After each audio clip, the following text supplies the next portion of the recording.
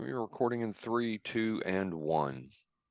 So Jeffrey had a list and I had a list, and we put the list together and it was too big. So we have to do two of these. Because my list is perfect. Welcome to episode 154 of Nerdery Murdery. Big 154. I'm Zig with your nerdery. And I'm Jeffrey with your Murdery. Welcome to another week of the highs and the lows, the good and the bad, and the up and the down. I know we're farther in the future, but happy late Mother's Day. We're recording this on Mother's Day. Happy Happy late Mother's Mother's Day. Day to the mothers out there. Um, all right. Did you get to see the totality, any of it? Yes. We didn't get much of it That down was here. that was really cool. We didn't get to see much of it. I mean, it turned a little darker outside, but it was real overcast, so Mhm. I really didn't get to see much. So I mean, mm, uh, to to travel to the totality for me, it would have been 6 hours away, and I wasn't willing to travel 6 hours for 2 minutes. Oh no, it was at work and they were like, "All right, go outside, check it out." And I walked outside. I was like, "Good God, it's dark!" And then it was bright daylight like 20 minutes later. No, not us. It was overcast the whole day. So, But it did cool. It cooled off. hmm Like it was kind of warm beforehand, and then it got really cool, and it stayed cooled off. So that was yeah, cool. yeah. We were cool for a couple days, so it wasn't bad. Um, I finally finished Fallout. Finally. Loved the Fallout TV series. Oh my God, it was beautiful. Absolutely loved it. I hated that there were no death claws in it except for a skull, Hmm. um, or synths, but kind of makes sense because the synths were all from the Institute, which is the east, Hmm. versus this was in the west, so that Yes. kind of makes sense. But I really would have liked to have synths in there too. Um, but I thought they did just an outstanding job with that show. I can't wait for the second season. I hope we don't have to wait years for it, but we probably will. Um, and it's pushed Bethesda. They were planning Fallout 5 for after Elder Scrolls, which was going to mean possibly 2027 or 2028 for the Fallout 5, but because of the popularity of the TV show, they're thinking about farming it out to another studio now and bringing Fallout 5 out quicker. Um, Ooh. well, they would oversee it. They Okay. they All would right. oversee it. Just they don't have the resources in within Yeah. because they've promised Elder Scrolls, and that's Yeah. what they're working on. Um, And Elder Scrolls is pretty popular, so yeah, yeah. And apparently Fallout 76 is still going pretty strong. It's the TV show has helped out a lot. I didn't like 76, but I was in it at the very beginning. I've heard it's improved because it different from the other Fallouts. Fallout 76 is a massive multiplayer online okay. role-playing game. So you've got other people that you can play in there with. But the funny thing about it is everything I'd heard that the PvP player versus player portion of Fallout has really kind of taken a back seat, that it's been very peaceful, people working with each other and not doing a whole lot of the PvP. But there's something, and I don't remember exactly what it was, but there was something that Microsoft recently did that pissed off a bunch of Fallout 76 players, and they found the settlement of one of the big wigs at Microsoft, and everybody attacked it and destroyed it in Fallout 76. So that just happened this week. So that was really funny. So interesting how Fallout. I mean, you've got all these people who've never played Fallout before, like, oh my God, this game's great, and they've got just huge This game is numbers. awesome. Yeah, huge numbers. Fallout, all of them are great, but the definitely watch the TV show. Well worth the watch. It does make it better if you've played the games because there's a lot of Easter eggs and callback to the games that help, but you don't have to be a player of the game to enjoy the series. It's good even without it. So much fun. I enjoyed it. Walt Goggins is phenomenal in that show. The last thing I had, I'm dealing with a small case of bursitis in my elbow. That's not fun. It hurts. Oh, sorry, man.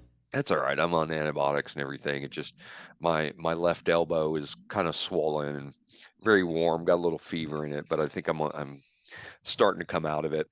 Um, it's just, I don't know how the hell I got bursitis in my elbow. It's very strange. But anyway, what you got going on? Not a lot out here. Um, I did check out the new Doctor Who that just came out again because it's Mother's Day. Two episodes. They were incredible. Loving Shuti Gatwa. Loving Shuti Gatwa. I'll have to check those out. Are they on Max? No, they're on Disney. Oh, that's right. It moved to Disney. Okay, Yeah. great. Not only did it move to Disney, but they changed it's like season one now on Disney, but which is weird. But I, it's Doctor Who. I mean, the canon's still right. Russell T Davis is great. Uh, they released two episodes. One of them they wanted to go back and listen to the Beatles record their album, Hmm. but of course, shenanigans happened, and the Beatles are in the studio recording with George Martin, and they're terrible.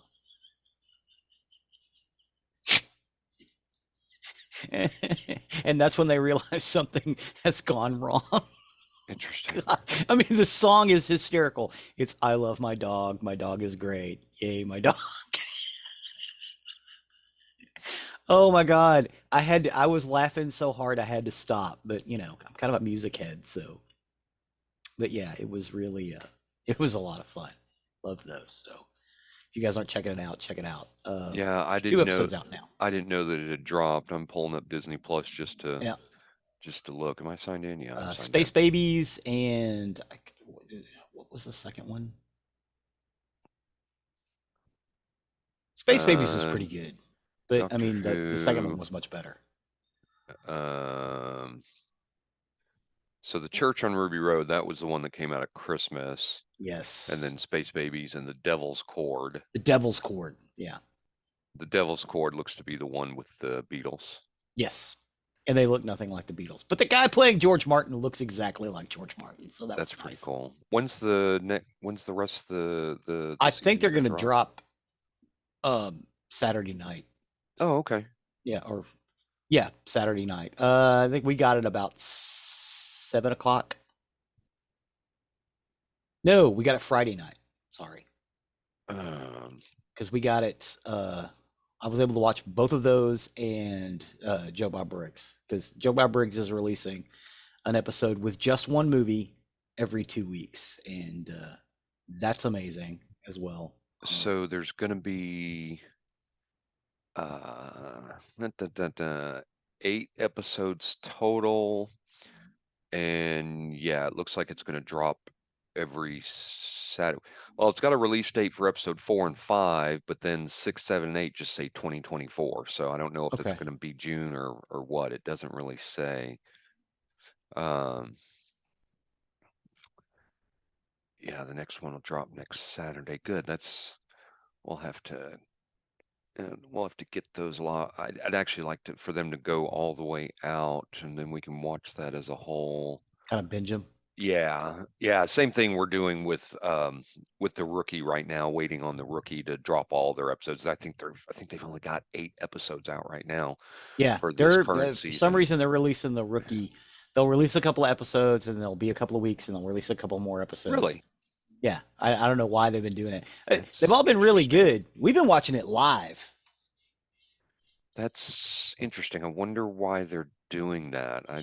I hope that's I not have a no idea. boon for the show. No idea. Huh. Huh.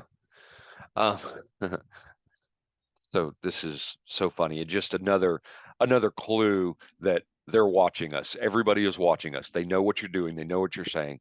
Um, we hardly ever watch live TV anymore. Yeah. The only thing I watch live TV for is football. Okay. And Chelsea was like, we should really cancel YouTube TV and then you can pick it back up during football season. I said, yeah, that's a good idea because we don't watch it. And so I go into my settings for YouTube TV and I go to and I go to cancel my subscription, and then a message comes up on the screen that says, "Are you wanting to pause your membership until football season?"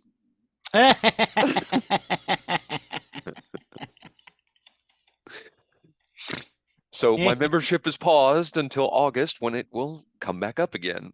That's smart. That's just funny that they knew exactly what I was doing. Yeah. So It's like, oh, football season's over. He's shutting it off. Would you just like to pause it? Yes, yeah, please. yeah, and that's a pretty cool feature that I can pause my monthly subscription because we're not using it. We don't watch live TV. It just Hmm. ever. I when we're after a few months into COVID, I stopped watching the morning news. I just got tired of watching the news, and Hmm. I haven't picked back up into it. I get my news on the internet, and that's where I see things. So live TV is just not my thing no more. So anyway, with that, then I'll let you take over on the nerdery side of the house. Excellent. So, we're going to talk about Acid House. And we're actually going to have two episodes for this one because we couldn't cram it all into one. Um, Acid House, also simply known as just acid, is a subgenre of house music developed around the mid 1980s by DJs from Chicago. The style is defined primarily by the squelching sounds and bass lines of the Roland TB-303 electronic bass synthesizer sequencer, an innovation attributed to Chicago artists Future and Sleazy D around 1986. Acid house soon became popular in the United Kingdom and continental Europe, mostly, I would say, Belgium, right? Is that right? Usually like Belgium, France, the Netherlands, Correct. where it was played by DJs in the acid house and later rave scenes. But by the late 1980s, acid house had moved into the British mainstream, where it had some influences on pop and dance styles. Acid house brought house music to a worldwide audience. The influence of acid house can be heard in later styles of dance music, including trance, hardcore, jingle, big beat, techno, and trip hop. Acid House's minimalist sound combined house music's ubiquitous programming 4 on the floor beat, which is a 4/4 time, with electronic squelch sound produced by the Roland TB-303 electronic synthesizer sequencer. The sound is commonly produced by raising the filter resonance and lowering the cutoff frequency of the synthesizer, along with programming the 303's accent, slide, and octave parameters to create a variation in otherwise simple bass patterns. Exploration of texture is preferred over melody. A refusal of the metaphysical priorities of the Western music discourse. Other elements such as synthetic strings and stabs were usually minimal. Sometimes tracks were instrumental, such as Future's acid tracks, which we have on our list, or contained full vocal performances, such as Pierre Fantasy Club, Fantasy Girl, while others were essentially instrumental, complemented by the odd spoken word drop in, such as Future's Slam. Um, I would also say another big one, at least in the music scene, was there was a and it was all acid house. There was a um, classical house record. Do you remember this? Hmm. Where they took a bunch of classical music and remixed them as house music. It was right at the beginning of the acid house thing. Um, there is a Beethoven's Fifth Symphony and Beethoven's Ode to Joy. You would hear them in dance clubs. Beethoven was born in 1804. You know, you kind of remember that. That Ode to And Joy then they was would just, great. oh my God, they just get down on it. And they were awesome. Everybody I knew had this. Um, but before the term acid house was introduced, raw earlier acid house was called high NRG or high energy, a type of baseline driven electronic music that began with disco music that discarded its funk elements, starting with Giorgio Moroder, who did productions for Donna Summer. However, the earliest recorded examples of acid house are a matter of debate. A lot of people say it was Sleazy D's I've Lost Control in 1986. because it was the first to be released on vinyl, but it is impossible to know which track was created first. In the 21st century, attention was drawn to Sharon Tej Singh's album Synthesizing 10 Rags to Disco Beat, featuring Indian ragas fused with disco. The album released as early as 1982, and it featured the TB-303 prominently. Singh being one of the earliest musicians to use it on a commercial release. The record predates the famously known Acid Tracks by 5 years. It was initially a commercial failure in India and eventually forgotten. Following its rediscovery and eventual re-release in early 2010, some music journalists compared the music to that of acid house music, even suggesting it might be the first example of the style. The first acid house records were produced in Chicago, Illinois. Future, a group founded by Nathan DJ Pierre Jones, Earl Spanky Smith Jr., and Herb J. Jackson, is credited with having been the first to use the TB-303 in house music. Alexander Robotnik in 1983, the group's 12-minute Acid Tracks was recorded to tape and was played by DJ Ron Hardy at the Music Box, where Hardy was the resident DJ. Hardy once played it 4 times over the course of an evening until the crowd responded favorably. Chicago's house music scene suffered a crackdown on parties and eventually and events by the police. Sales of house records dwindled, and by 1988, the genre was selling less than a tenth as many records as it had at the heights of the style's popularity, which was 1987, so just about a year. Mm-hmm. However, house and especially acid house were beginning to experience a surge of popularity in Britain. Okay, the reason, since this real underground thing in Chicago, and then it makes its way back to England. A lot of people are like, well, how? Because the records weren't necessarily being imported into England. It's because of New Order. They came over here to record some stuff. Again, this is a Tony Wilson story. And they're in Chicago to record something, and they show up in a van. Their van gets broken into, and all of their instruments get stolen. So Tony Wilson's like, okay, this is great. I'll buy you guys all new instruments. Why don't you guys go hang out at the club? They go in, and Future is playing. Or Tony J is playing. And they hear this stuff. This stuff all gets put on the next New Order album. This is about 1986. So they do, and of course they've been experimenting with electronics already. But in that 1986 album that they released, Bizarre Love Triangle and True Faith were both on that album.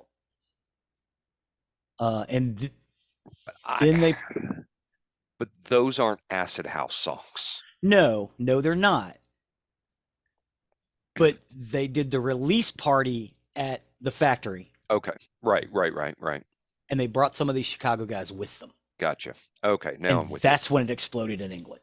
Yeah, because I mean, you had brought up electronica, and for our listeners, as you're diving into this, acid house and electronica are very different. They are very different, even though they use the same instruments. Similar, but they are very different genres of music. Yeah. And a lot of people do confuse them. I understand, but they are very, very different. Yeah, I originally had 808 State in the list, and I had to take them out. Yep. Nope. Because they're electronica. Correct. But they name themselves after the Lynn 808 drum machine, which is used a lot by acid house in conjunction with that Roland 303. Yeah, the Roland 303 is very key in all that music. Yeah, and that Lynn 808 drum machine, they use it a lot. Run it through that Roland 303, and then a couple of mixing tables. You could party all night.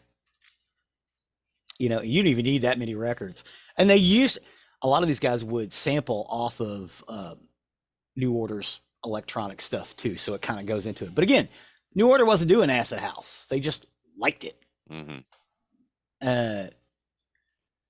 It takes a weird turn at this point. They have this thing called the Second Summer of Love It was a late 80s social phenomenon in the United Kingdom, which saw the rise of acid house music and unlicensed rave parties. Although primarily referring to the summer of 1988, it lasted well into the summer of 1989, when electronic dance music and the prevalence of the drug MDMA fueled an explosion in youth culture, culminating in mass free parties and the era of the rave. The music of this era fused dance beats with a psychedelic 1960 flavor, and the dance culture drew parallels with hedonism and the freedom of the 1967 Summer of Love in San Francisco. The smiley logo is synonymous with this period in the UK.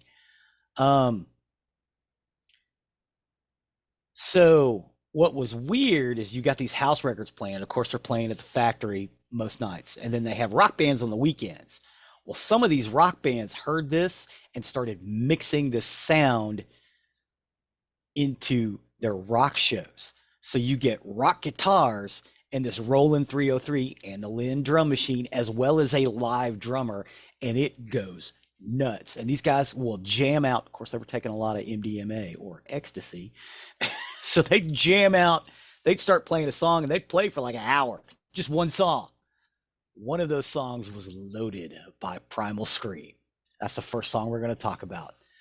Primal Scream is a Scottish band originally formed in 1982 in Glasgow by Bobby Gillespie, formerly of the Jesus and Mary chain, and Jim Beatty. The band's current lineup consists of Gillespie, Andrew Ines, Simon Butler, and Darren Mooney.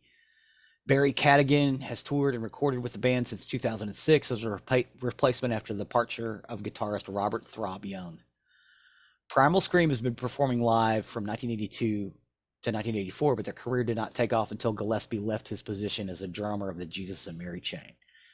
The band were a key part of the mid-1980s indie pop scene, but eventually moved away from that jangly sound, taking on a more psychedelic and garage rock influences, before incorporating a dance music element to their sound with their 1991 album Screamadelica, which broke them into mainstream success. The band have continued to explore different styles on subsequent albums, experimenting with blues, trip-hop, and industrial rock, with the most recent album, Shamusmosis. Shamusmosis? Sure. Yeah. Yeah. Was released on 18th of March 2016. So we're going to talk about Loaded. So they heard all this acid house. They mixed in guitar rock, and they also mixed in a bunch of audio from different B movies. We want to get laid. We want to get loaded. Lose your love. Bow. Ba-da-da-da-da-da. And then again, this song can play for 20 minutes. Just jamming. I love Loaded. This is like, when I think of Acid House, this is the first song I think of. What do you Not think me. about Loaded? Not me. And I looked up that title. I think that's Chaosmosis. Chaosmosis? I think that's Yeah, Chaosmosis. Chaosmosis. Okay, I'm not got it. I'm not a big of a fan of Primal Scream and some of that, you've got the drummer from Jesus and Mary Chain, and I'm not big fans of them. Um, this group went a little too industrial rock for me, Mm-hmm. which I don't like. I'm not a fan of industrial rock. So this one is not, to me, when I think acid rock, this is not who I think of. And we're going to get to who I think of when I first think of acid rock, because it was where I started into it, and that would be the Belgium club scene. So Yeah, so yeah, that was the one song in our list that crossed over. yeah, yeah, and there's lots of stuff for them. But yeah, Primal Scream's just not big for me. Right on. Well, the next one is Josh Wink, Higher State of Consciousness. Joshua Winkleman, better known by his stage name Josh Wink, is an American electronic dance music DJ, label owner, producer, and remixer. He is a native of Philadelphia, a pioneering DJ in the American rave scene during the early 1990s. Wink was the most prominent exponent of the tribal forms of techno and house in the U.S. In 1995, he released several hits, including "Don't Laugh" as Winks, "I'm Ready," um, which hit number one on the U.S. Hot Dance Club Party chart, and "Higher State of Consciousness," which is the song we're talking about today, or next, which topped the dance charts in Europe. He has had many club hits such as "How's Your Evening So Far," samples of Little Louise's French Kiss and Super Freak Freak. He was also gained much attention for his remixes of Stabbing Westward, FC Kahuna, Paul Oakenfold, Moby, Towate, Ladytron, and Depeche Mode, among others. What do you think about Higher State of Consciousness by Josh Wink? It's a really good song, and it's a good representation of acid house. I love the samples of French Kiss. That's French Kiss has been in my playlist for many, many years. I stole it off Napster and LimeWire way back when. Um, which French Kiss, I I kind of waffled back and forth. Should French Kiss be in the list? Um, because it's kind of acid house, but kind of not. And Yeah. I'm sorry, I'm tailing off on a whole nother song. That No, is a you're good. really great song, and that's a long song. It just goes and goes and goes, Yeah. and I just love the way the song, the tempo just goes up and up and up and up and up before it finally releases. And if you Hmm. listen to the song, you'll know why it releases at that point. It's a great Yes. song to listen to, but Higher State of Consciousness is really good. I think this is a good representation of the music. I would agree. I would agree. And it is right down the lane, acid house. This is what they're talking about. Hmm. Again, I like the stuff with the guitars mixed in with it, but the electronic stuff that's purely electronic is phenomenal. Uh, the next one, the next song on our list is the one that we had a crossover. So how this went down, I had a list of 10. I said, "Hey, I'm doing Acid House." Jeff's like, "Oh, I got something you need to put in." He had a list of 10 as well. We had one crossover. It's this, which is why we're doing 2 episodes, each with 9. The Lords of Acid, I Sit on Acid. Uh, Dirty Song. Lords of Acid is a Belgian American electronic dance music group led by musician Praga Khan. They're best known for making songs with sexual lyrics and sexually explicit tracks such as their hit Pussy. Lords of Acid debuted with a new beat single I Sit on Acid in 1988, created by Prager Khan, Oliver Adams, and Jade For You. Their debut album, 1991's Lust, along with the additional singles Rough Sex and I Must Increase My Bust.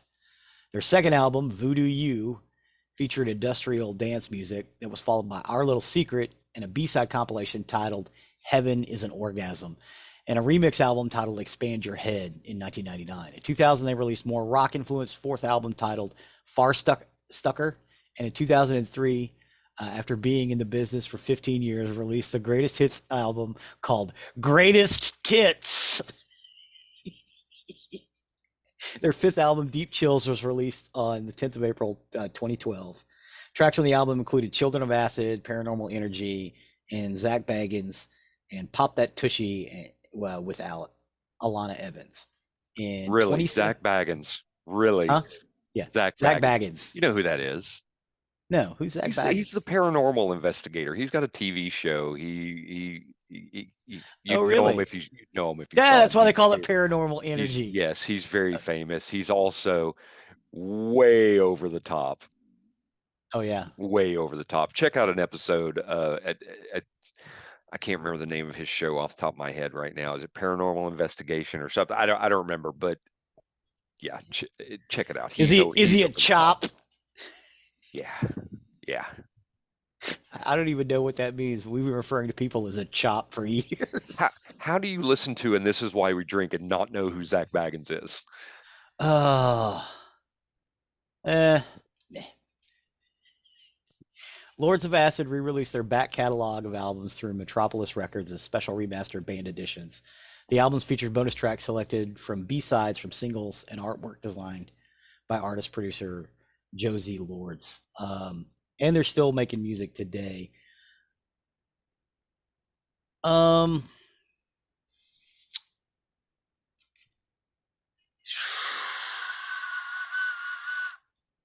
um,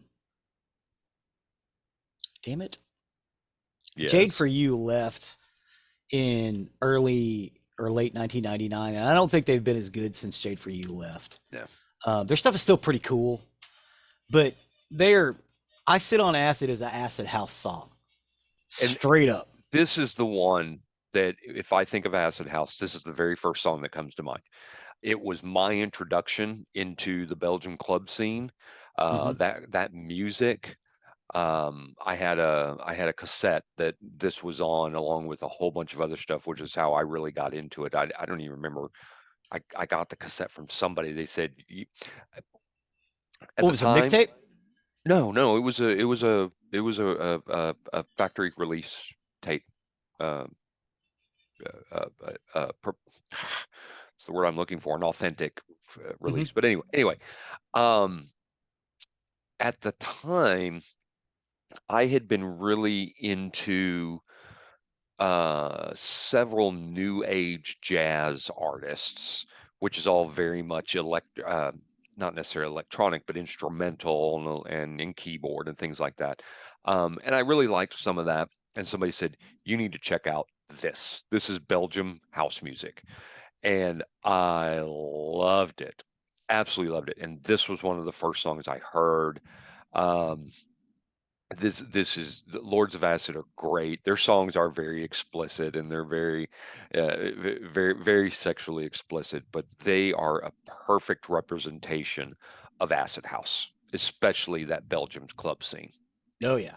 Oh yeah.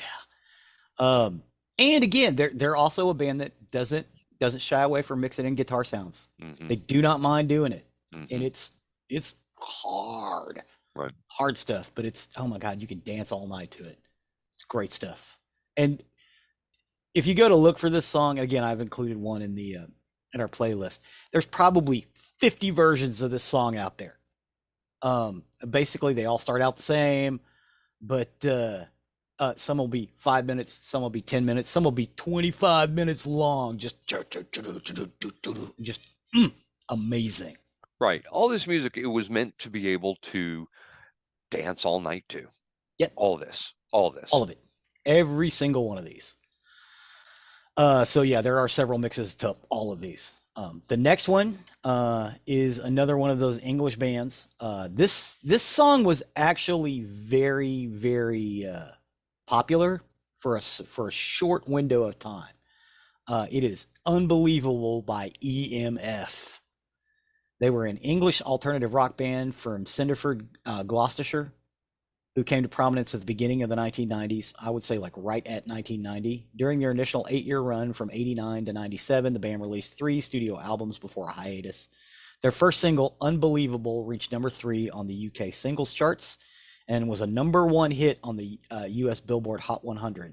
Their debut album, Schubert Dip, went to number 3 on the UK album charts. And in April of 2022, EMF released their first album of new material in 27 years, Go Go Sapiens. The name EMF is initials of Epson Mad Funkers, a name taken from a fan club of the band New Order in 1989. Um, that is officially the name of what EMF stands for. I had always heard it stands for ecstasy, motherfucker. Mm-mm. No. um, Unbelievable actually samples the movie Ford Fairlane.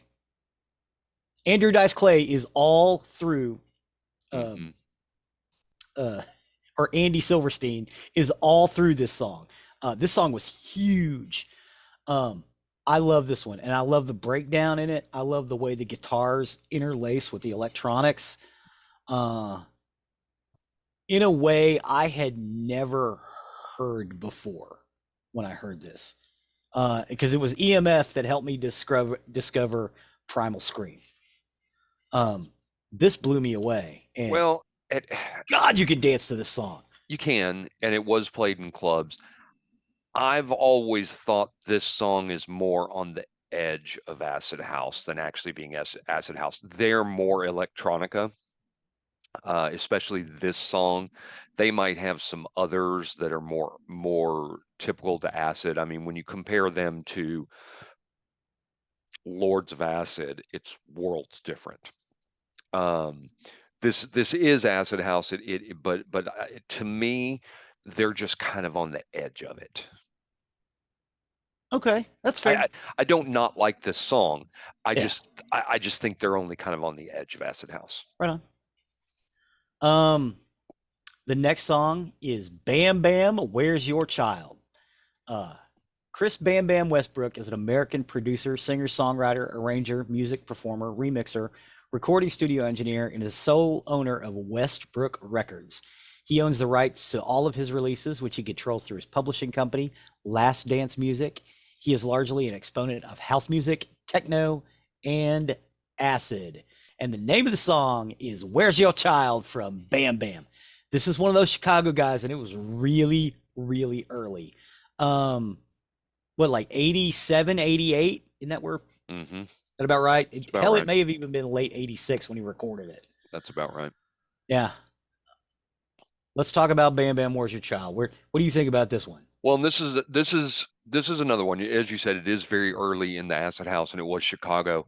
Um, it's it's not going to be as representative as a little bit later, but it was definitely one part of the beginning. It was definitely part of what led into this movement, and I think it's a really important one to put in this list. Definitely, definitely acid house. One of the one of the pioneer songs, if I can say it that way, Yeah. as part of that scene in Chicago, and 100% belongs in this list. Yeah. Yeah, you've got some others in this list too that I didn't even think about when I was first putting it together. Because again, Hmm. when I think of Acid House, I think of the second summer of love in 1989. Oh no, and that doesn't cover it. Yeah, yeah. The next one is also a Belgian band, a little more electronica, but still kind of acid, especially this track.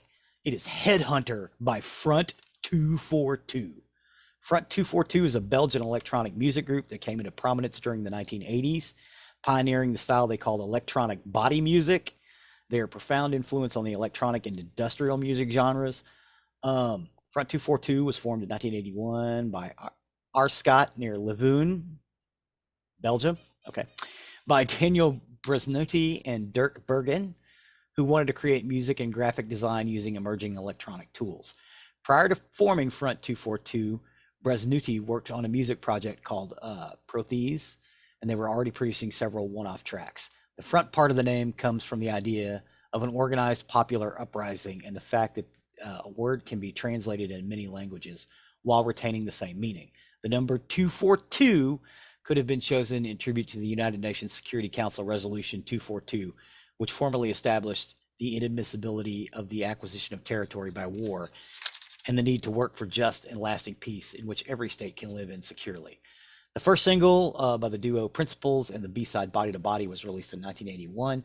This is from a little later in the 80s, I'd say about 1987. It is Headhunter by Front 242. Um, Again, mixing that guitar sound. It is recorded electronically, so they're not actually playing guitars. They're playing guitars, recording them into synthesizers and throwing them out later on. But this one is this is yeah, wow. This one's hardcore.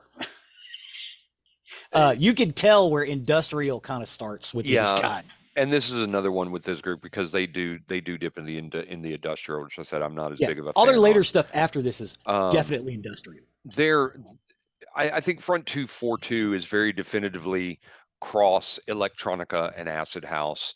I think they get lumped more into acid house simply because they were a Belgian group and they were played in the in the clubs Hmm. in Belgium. Um, I think they're a good one to have in the list. Not one of my favorites, but they do have some good stuff and they have some good sound. Um, but I think they're kind of a cross. I think they're kind of a cross. They just, like I said, they get acid more than anything else because they were big in the Belgium scene. Because they were there at the time. Yeah. The I kind of agree with that. To me they sound a little more industrial, but there's something there that's, again, I think it's the guitars. Hmm. The next one is Future Acid Tracks. And I'm with you on this. I don't care about the sing guy. I'm sorry. I listened to that after I had been reading some of these notes. Um, the first acid house song is this one. Yeah. It is Acid Tracks by Future. They're an American house music group from Chicago, founded in '85 by Spanky Smith Jr., DJ Pierre, and Herb J. Jackson. The group is famous for inventing and defining the sound of acid house, a subgenre of house music, with their 1987 release, Acid Tracks. Um, all the notes say it is seminal. It's considered to be the first acid house recording and credited for inventing and defining the genre. It is a 12-minute instrumental composition, was released on Trax Records in 1987. Originally, it was recorded to tape and played by DJ Ron Hardy at the Chicago nightclub Music Box. And as we said before, he played it 4 times in one evening. I can't say Ron Hardy played this the night that New Order was at the Music Box, and it's the reason why it moved to England. The track also utilizes a Roland TR-707 and a Roland TR-727, which are drum machines. What do you think about this one? So this is going to be one, if you really want to get into acid house music, this is going to be one you're going to be on one side or the other. This was the beginning, Yep. was not as finely tuned as you're going to find in the later 80s. This 100% has to be in the list because this is, people call this the seminal one, and they say it's the first. I think you should listen to this one just to kind of see where things start and then listen to where they go. Yeah. And I think there's going to be people on both sides of the house. There's people that are going to like the early stuff and not the later stuff because the later stuff gets real hardcore. Yes. And the earlier stuff is very much experimental into this type of music. This is a good one to listen to. I'm more of a fan of the later. Like I said, when we get to Belgium, that's going to be where I'm picking up, and that's going to be your 87, 88 in that area, maybe as early as 86. But definitely listen to this one because you really get a good feel for where this music began. Yeah. Yeah. And this is I'm just not as big of a fan of the Chicago one. Like I yeah. said, Belgium is where I'm at. Belgium's where you're at. But I have to say, Acid Tracks is it's acid house. Oh, 100, well, No 100%. argument. Yeah, Yeah. there's no They're question. they're not No on question one on it. side or the other. This is No, right down the definitely. middle. Definitely. I'm just saying you will see a definitive difference between that Yes. one and Yeah. the Belgium There's no music. guitars in this either. Right. Which is unusual. The next one is by Maurice. This is Acid from 1988. Not a lot of information on Maurice Joshua. He was also connected a lot with Future. His name is Maurice Joshua. He is a Chicago-based DJ and producer, and he runs New Soul Records. And his song was "This Is Acid," released in 1988.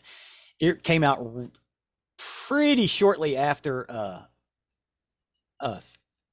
Future's Acid Tracks, because Future's Acid Tracks came out in '87, but it was like late '87. This one came out in early '88, so they're real close together. These guys were also all working together, so it was amazing. Mm-hmm. What do you think about this one? This is a good one. It belongs on the list for sure. Again, it's another one. It's how do I put this one? You this is this one came out later in the acid house, but it almost seems more towards the beginning, the way it is. Yeah. The way the music is set up, but it's and you kind of get some you kind of get some rapping in there as well, Yeah. which to me is kind of out of place a little bit. Yeah. But Rapping doesn't belong. Spoken word kind of right, belongs in acid house. right. But not really hip hop, not really rap. No, and that's kind of I guess that's kind of what it is for me. I put this in here because I think it's good representation, but yeah, I think it goes more to hip hop. I think it's very interesting they have congas and cowbells in this song. which is funny. But yeah, this song to me kind of starts leading into hip hop. I think this was kind of to me where that kind of spawns off a little bit more. So Yeah, it's a good song to listen to. I don't think it's as representative as the later of Acid. I yeah. think this one sounds like it's more of the earlier. Anybody out there familiar with the hip hop band Fusnickens? Out of, I believe, out of Chicago as well. They may have been out of Philadelphia. Um, you can kind of tell where they got, because they're real weird and kind of trippy. You could tell that this was an inspiration to them. Yeah, So if you like Fusnickens, you're gonna like this, yeah. because it does. It kind of sounds like that. But yeah, I agree. It's kind of early days, and I would rather have spoken word than straight up rap. Well, it Um, sounds like it's early days. That's the thing, but it yeah. wasn't. No, no, no, no. It came out after Acid Tracks, or Right. yeah, after Acid Tracks. But it was kind of early in '88. Yeah. Um, the next one is Aha, by Moby. Richard Melville Hall, born September 11th, 1965, known professionally as Moby, is an American musician, songwriter, singer, producer, and animal rights activist. He has sold 20 million records worldwide, uh, and all music considers him to be among the most important dance music figures in the early 1980s. After taking up guitar and piano at the age of 9, he played in several underground punk rock bands throughout the 80s before turning to electronic dance music. In 1989, he moved to New York City and became a prolific figure as a DJ, producer, and remixer. His 1991 single Go was his mainstream breakthrough, especially in Europe, where it peaked with the top 10 of the charts in the Netherlands and the United Kingdom. Also Belgium. Between 1992 and 1997, he scored 8 top 10 hits on the Billboard Dance Club songs. Move, You Make Me Feel So Good, Feeling So Real, James Bond theme. Throughout the decade, he's also produced music under various pseudonyms. One of my favorite James Bond themes, by the way. Yeah, oh yeah, his James Bond theme is really great. But we're going to talk today about Ah. It is Um, not Aha, right? yeah, Yeah, it's it's Ah. Yeah, it's ah. Um, Moby is another artist that crosses between electronica and acid. Yeah, This you can one hear is that punk rock in his stuff too. yes, this one is acid. Hmm. This one is acid, but he will cross kind of back and forth. The Yeah. James Bond one is more electronica, Hmm. Maybe whereas this even is a Scotia industrial. yeah. But this particular song, or thinking of Moby, made me think of if you would like to see just a weird movie that is full of both electronica and acid, see The Cool World. It's a cross between cartoon and real life actors. It's got Brad Pitt in it. It's got Kim Basinger in it. Gabriel Byrne. Is that right? Gabriel Byrne, Yep, Gabriel Byrne. Usual Suspects. That guy. Yeah, Make Gabriel sure I Byrne. got the right guy. Yeah, Um, See that movie because that has a really good. It's one of my. I love that soundtrack. It's got a great mix of electronica and acid house. And Moby reminds me of this. I think he's got a song on that album yeah, if I remember right. Um, yeah. The Cool World is a great flick. It's also an incredible soundtrack. yes, it's a very weird movie, but I love it. I've seen it so many times. But definitely listen to Moby, especially this song because it's so representative of the genre. Highly recommend. Oh yeah. Well, that is it for the 9 for 154. Okay, We have another list coming up very, very soon for 155, awesome, awesome. and we kind of mixed all of these together. I need to check out Spotify. I have them all on the Spotify playlist, but there are two separate lists for the YouTube playlist. So you guys should get out there and check them out. They're pretty fucking. And you can just pop them on and dance. Because Awesome. I tried to mix them a little with this and that, so you Hmm. could listen to them at a dance party. Put them on for a party. Yeah, yeah, it'll definitely work. Awesome. Appreciate that. Love the music. I've been a fan of it for many, many years. And most of the songs in that list. So great stuff. Good stuff. Thank you. Well, with Can we that, pause? okay, so we had to take a quick pause. I think everybody caught that. Had to take care of some bio business. So sorry about that, Bio everybody. business. Hopefully everybody took that time to break themselves, even though for y'all it was 1 second. So If that. so with that, we will step over to the murdery side of the house. Murder. Today I got my information off Medium, Wikipedia, the Cult Education Institute, and ABC News. And this is the story of the murders of Dean and Tina Clouse. Dean and Tina Clouse. So on January This is familiar. 12th, I didn't know this one. I didn't know this one. This one came through one of the subscriptions I've got out there that gives me ideas of stories to cover. Um, on January 12th, 1981, two bodies were discovered in Houston, Texas. The unidentified couple became known as the Harris County Does, as this was the county where they had been located. They were found in a woody, swampy area that had yet to be developed, which was just north of Houston city limits. And their identities remained unknown for decades, and their murders are still unsolved to this day.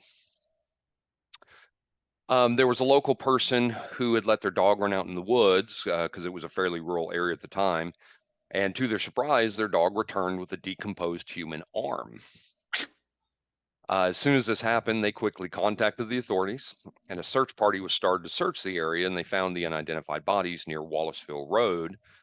Both bodies were discovered just a few feet from each other, and it was believed they had both been killed around the same time. Authorities began to investigate their deaths, and they determined that the couple had been murdered. The police found a bloody towel and a pair of gym shorts at the crime scene. Their cause of death was blunt force trauma.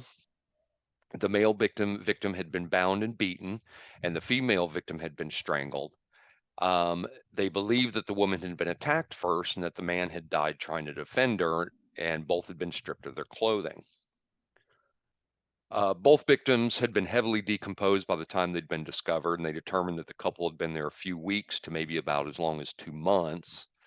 The male victim, was so heavily decomposed that part of his remains were skeletal. However, their faces had not decomposed excessively, and authorities were able to draw their faces in order to try and identify them. Harris County forensics artist Mary Mize drew both murder victims, who were believed to be teens or young adults, and the facial reconstruction images of both victims were released, but unfortunately no one recognized them. Again, they were not identified at the time of their discovery, and the case quickly grew cold. They had again become known as the Harris County Does, but were also known as Jane Doe 701 and John Doe 703. They were both buried in anonymous graves in the Harris County Cemetery, and this was a potter's field and was the resting place of a great deal of other unidentified bodies. For 41 years, the Harris County Does remained unidentified. I'm not surprised they were decomposed. That's a lot of pine straw. For our non-Texas folks, Houston is in the middle of a pine forest. And when I say a pine forest, I mean a pine forest. Yeah. There's pine needles probably a foot deep in places, and they are very acidic. I'm sorry, please continue. No, you're fine. Both victims were eventually exhumed for genetic testing, and they did that to determine if the victims were related. Harris County had recently received a grant from the National Institute of Justice to pay for multiple unidentified Jane and John Does and to have their DNA extracted and submitted databases. This was specifically for unidentified murder victims. Jennifer Love was put in charge of the exhumation, and she was the forensics anthropology director for the identification unit at the Harris County Medical Examiner's Office. In late 2020, the DNA samples were sent to a California-based company, Identifiers International, who specialized in genetic genealogy. They used the genetic database GEDmatch, GEDmatch, and started to try to identify the couple. Misty Gillis worked on the male victim's DNA while Allison Peacock worked on identifying the woman. Gillis was able to identify or determine that the male victim had distant relatives in Kentucky who were the Clouse family. She discussed DNA is fascinating. Yeah. She discovered that the Clouse family had relatives who moved to Florida State, and she was able to use this information to track down someone who closely matched with the John Doe. In 2021, Peacock contacted the Clouse family and spoke to a woman named Debbie Brooks, and she asked if the woman asked the woman if anyone in her family had disappeared about 40 years ago, to which she confirmed she did have a missing relative.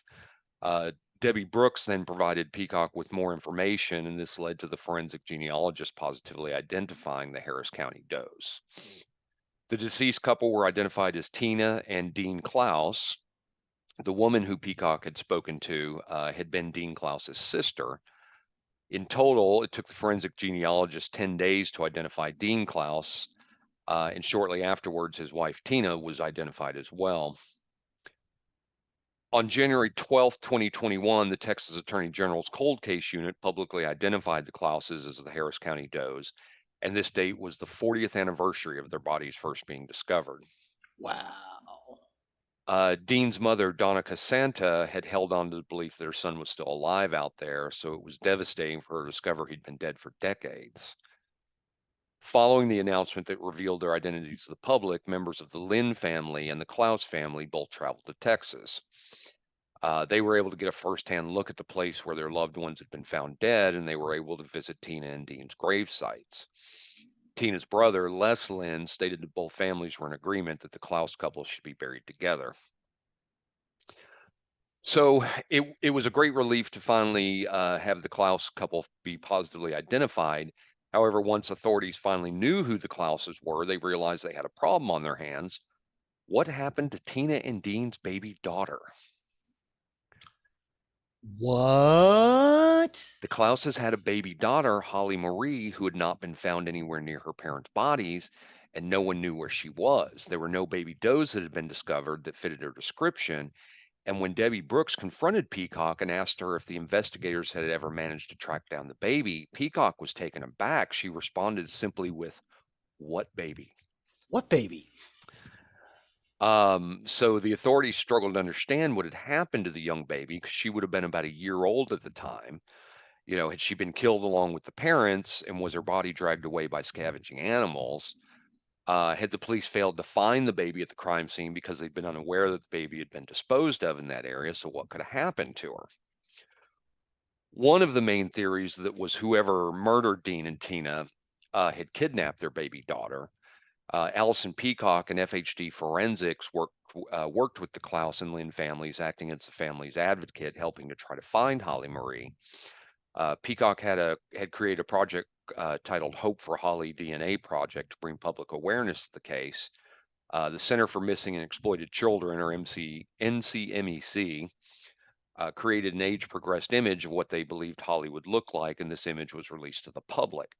The last place where Holly Marie had been seen was in Lewisville, Texas, but decades had gone by with no sign of her. Um, Louisville. yep, yep, They're an awful long way from the north of Houston. yep. Okay. We talk about that too. Yep. Okay. Multiple family members submitted DNA samples to various genealogy sites, hoping they would find her. There were multiple women who wrote to Allison Peacock and said they believed they might be Holly Maurice Clouse. And many of these women were uncomfortable with going to the police, but they agreed to have Peacock test them. But once their DNA was tested, the women were ruled out. On June 7th, 2022, a year after her parents were formally identified, Holly Marie Clouse was found alive. She had been living in Cushing, Oklahoma, and the day that she found out about her deceased birth parents, she had been working at her diner job. Two detectives came in to talk to her. They explained that her parents had been murdered in 1981 and that she had been missing for more than 40 years.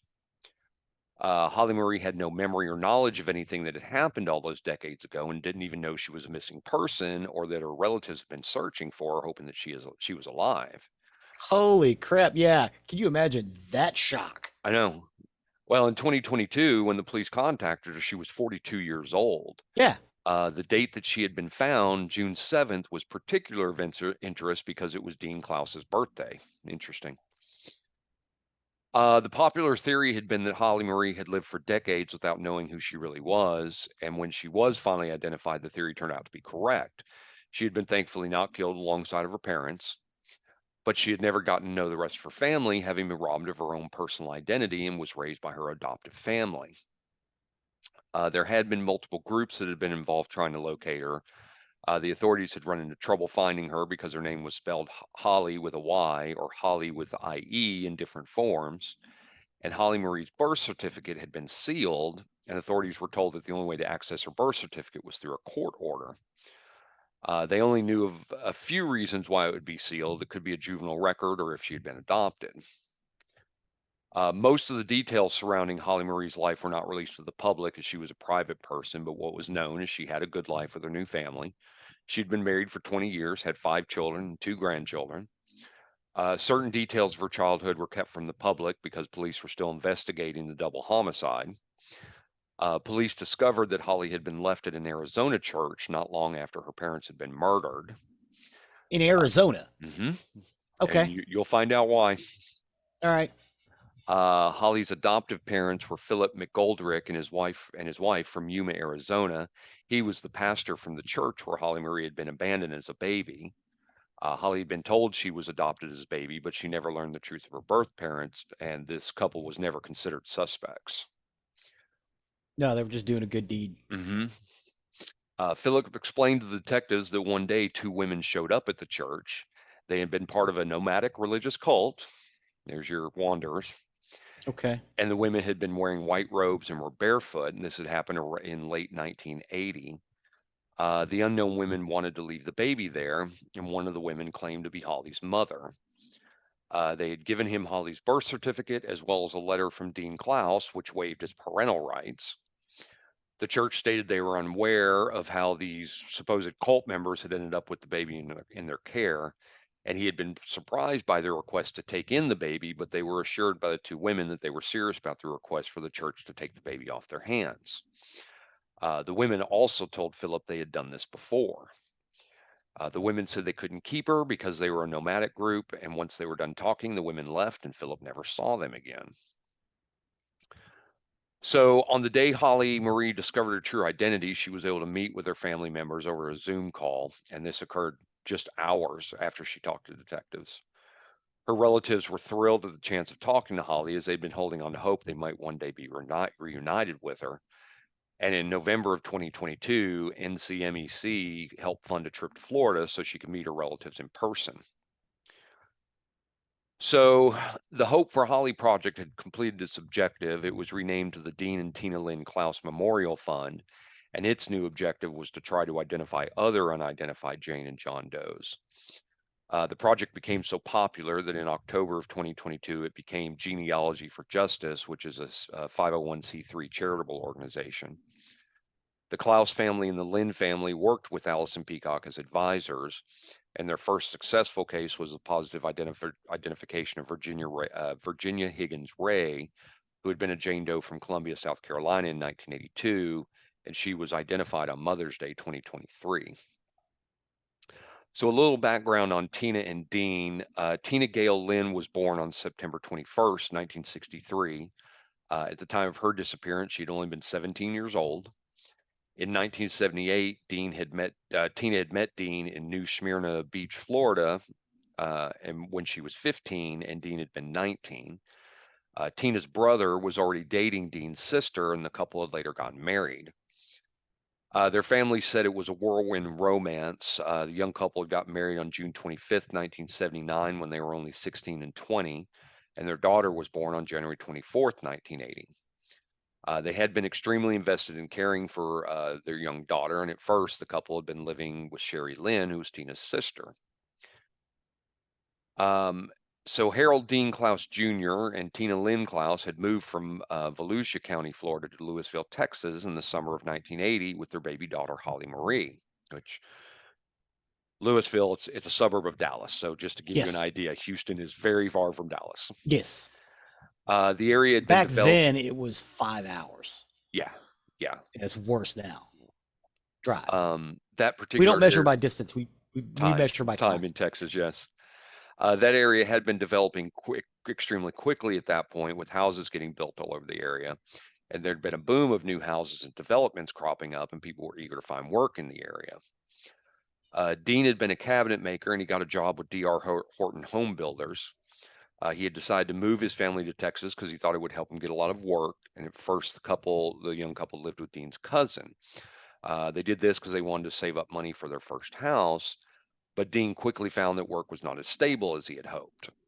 The move to the new state could have been a good thing for the Clouse family. Had Dean gotten a high paying job, they could have saved for their new house over time and lived comfortably in the new community, but this was not the case. By October 1980, which was just a few months after moving to Texas, the Clouse family refused to stay in contact with their family. The authorities believed that the Clouses were murdered between October 1980 to January 1981, and this is around the time the couple had cut off contact with their families. In that time frame, something had happened that had convinced the Clouses to further isolate themselves. They A were cult. last Mhm. They were last seen in Lewisville, Texas, which is the police were having a hard time determining why their bodies had been found near Houston because in miles, Lewisville is about 250 miles from Lewisville. Lewisville to Houston about 250 miles. For months, Dean's mother, Donna, wondered what happened to her son. She hadn't heard anything from him, but in 1981, she finally decided to report Dean and Tina as missing persons. Um, the police, however, were extremely reluctant to look in the couple because the fact that the couple had cut off contact with their families and they were adults. They pointed out that the couple's car, though, had been returned to relatives in Florida. So the police just figured they just didn't want to be a part of their family anymore. In December of 1980, Dean's relatives in Florida were contacted by a woman called Sister Susan. She had told them she wanted to return Dean's car to them and she would meet them at the Daytona racetrack in Florida. Uh, Dean and Dean and Tina, like I said, were not in contact with family at this point. It is possible that the family had already been killed at this point because that's in that time range. The family did contact the police about their contact with Sister Susan, and although they knew of the meeting, the police chose not to attend the meeting. The family members met with Sister Susan along with a few other cult members at the racetrack, but they were left with even more questions than answers. The cult members insisted they could only meet at night. Sister Susan was the only one from the group who was allowed to speak, and the other people had to remain silent during the entire meeting. The relatives were told that Dean and Tina had joined their religious group and they didn't want to, quote, maintain worldly contact with their family members anymore. Donna, Dean's mother again, asked to speak to either Dean or Tina over the phone, and she wanted to hear from him because she was worried about him, but this request was denied. Sister Susan asked Donna to, quote, donate $1,000 to their cult in exchange for the vehicle back. So basically, they were told, here, buy this vehicle back. Hmm. Buy a car that you already own. Right. Well, the Dean owned, they Yeah. didn't. Um, and this was extremely odd. It made the relatives very suspicious of the motives. The news that the Klaus couple would have just rushed off to join a cult just didn't sit well with them. They thought it was highly unlikely. Dean and Tina's relatives believed the only reason why the couple's car had been returned to them was to keep off suspicion from the missing couple so their family wouldn't contact police and have them look into it. They say what When kind of car it was. was it a Datsun? Oh, please. No, I thought it did, but it does not. Okay, because a brand new car in the early '80s was like $3,500. Yeah, Yeah. yeah. So they're wanting 1,000. Mm-hmm. Mm-hmm. I'm sorry. Go ahead. Um, no, no worries. The relatives did get back in touch with the police about the missing couple, but were told that because Sister Susan had told the family that Dean and Tina had joined the religious group, they must not actually be missing persons after all, and so they didn't put any effort into finding the couple. The Lynn family and the Klaus family started to work together to try to track down the couple on their own, but despite their efforts, they were unable to track them. They started to get in contact with various agencies, and the Lynn family went to the Salvation Army and told them about Tina and Dina. They knew that that organization kept a federal database about missing people in all over the country, and they'd hoped to use this resource to try to track their loved ones. Unfortunately, though, nothing came of it. The police at one point began investigating the potential angle that the Clouses had been murdered by a Jesus freak nomadic cult, religious cult. These type of cults were very common in the 70s. But they began to decline in the 80s. And Dean had some mild interest in these types of religious groups in his teen years, but by the time he had met Tina, he'd become less interested in them.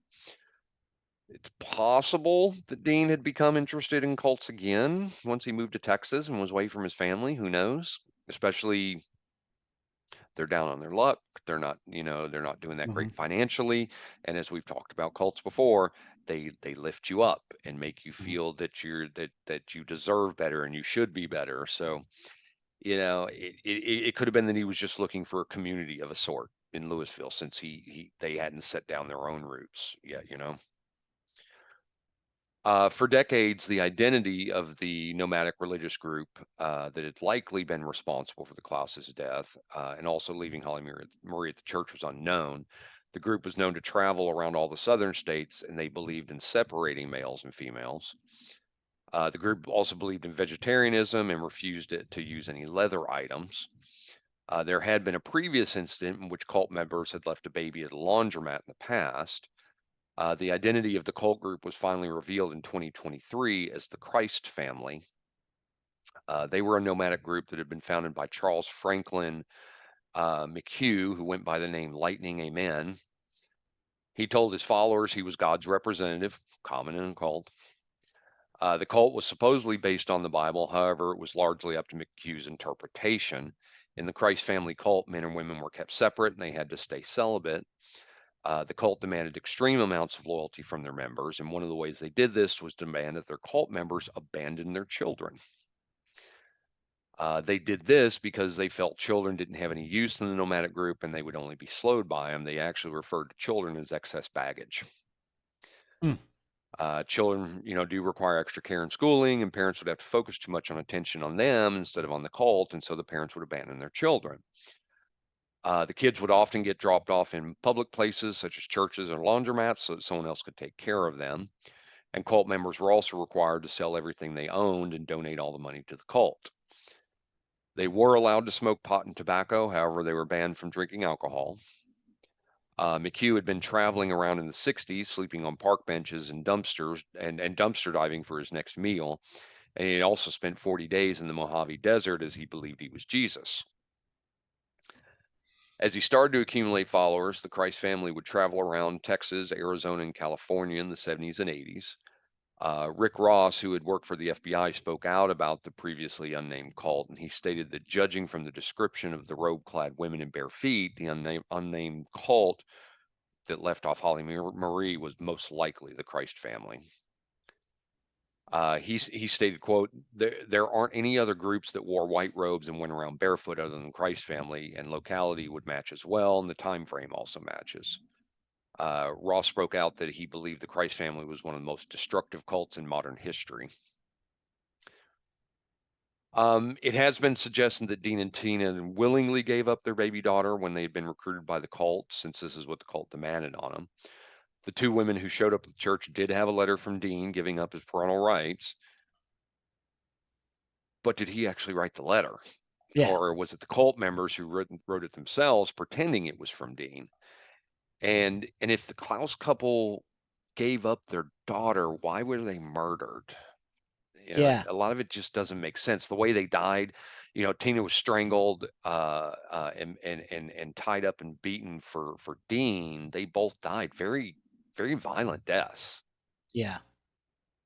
Um, McHugh had actually gained a reputation as a psychopathic cult leader. He would take the Bible teachings and twist them for his own purposes. The Christ family would have cult members completely cut off from their family, something very common again. And McHugh would heavily encourage his followers to use drugs since he did drugs himself. He was known to be very emotionally and psychologically abusive to his members. That's very common in cults. And he was extremely controlling of his cult members and was known to completely obliterate families. And he didn't seem to care who he hurt as long as he maintained a manipulative control of his followers. In 1987, he had gone on the run with some of his followers, which was short lived because he was eventually brought up on drug charges. He was convicted of possession and transportation of meth, possession of a hypodermic needle, and possession of a concealed weapon, and got a 5-year sentence. And some of his followers were also brought up on drug charges. But then when he went to prison, the cult disbanded. That sometimes happens, sometimes doesn't. There have been some cults out there that when their leader goes to prison, they Hmm. stay with it. Yeah. They'll even camp outside the prison. Um, he did die in 2010, and a lot of his cult members are still active online and have joined various cult chats, but the cult is pretty much disbanded. Again, Tina and Dean's murders are still unsolved to this day. The investigation is still considered active, with some of the details being kept out of the media in case it affects the case. Now that they've been identified and Holly Marie was found alive, the police have been ramping up the investigation, trying to find out who murdered the Clouses decades ago. The killer might still be alive, and hopefully we can get justice in this case. And that's the story of the murders of Dean and Tina Clouse. Well, thank you for that, sir. That was fascinating. Yeah, I thought so. I thought that was a really interesting case, and Yeah. like I said, I had never heard of it. Like I'm going to hear from everything in Texas, but Yeah. that was in the 80s. Um, but yeah, I found it very interesting, especially the dive, the cross Yeah. into a cult. So you got kind of a twofer with that one. You got a murder and you got a cult from me. So Nice. Nice. Well, awesome. and we were able to give some geography lessons about Texas that people probably weren't aware of that don't live here. Yes. But yeah, DFW, which is Dallas and Fort Worth, the Metroplex area, is about, or in the early '80s, is about 5 hours to North Houston because my aunt lived in North. My uncle still lives down in North Houston, I in a think with town the called speed limits Springfield. now, I think it's 4 hours. Is it 4 hours? I think so. Well, but the traffic was less back then too. Yeah. Yeah. But yeah, you get on It's 45 and just zoom. I think it's 5 hours from me. Might be 6 hours, but yeah, we measure distance and time in In Texas. time. Yeah. You know, how long does it take to get somewhere, not how far is it? Yeah. Because the Yeah. time is the distance for us. Yeah, because I mean, it may only be 5 miles, but if it's 5 miles through downtown Dallas, that's 20 minutes. Yeah. Oh yeah. 5 miles from Weatherford to Azle, 10 minutes. Yeah, Right. Right. because you're going 65 miles an hour and there's nobody else on the road. Right. Cool. Well, thank you for taking that trip with me. I appreciate it. Thank you, sir. That'll take us to the end of another recording week. As always, you can find more information about us on nerderyandmurder.com. I just realized today I have not updated the website. I am behind, and I apologize for that. By the time this episode comes out, it will be up to date. So Thanks, sir. I need to get that done. But that is our hub where you can find everything. Most of the time, you'll find the links to our episode plus pictures about everything we talk about. Plus, you can find the link to our YouTube page, which Zig so often updates. Yes, yes. So in this case, you definitely want to go check the YouTube page out because there's a lot of music and you can put it on and dance to it. Awesome. You can also find the link to our merchandise page where if you wish to show off your Nerdery Murdery fandom, please do consider purchasing merchandise for that.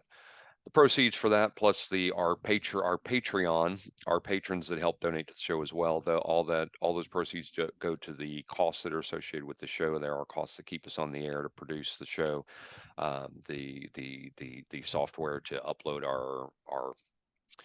our shows and everything like that. So please do consider, Domains. yeah, our domain, thank you, our domain, our website, all that. There are costs associated. So please do consider either purchasing some merchandise or being a patron to donate with us. We do appreciate each and every one of you. Please and thank you. Please and thank you. And last but not least, please don't forget to leave a 5-star review wherever you can. It really helps us and helps others find our content that may be looking for the information we talk about. So with that, I have been Zig with your nerdery. and I'm Jeffrey with your murdering. Cue the music.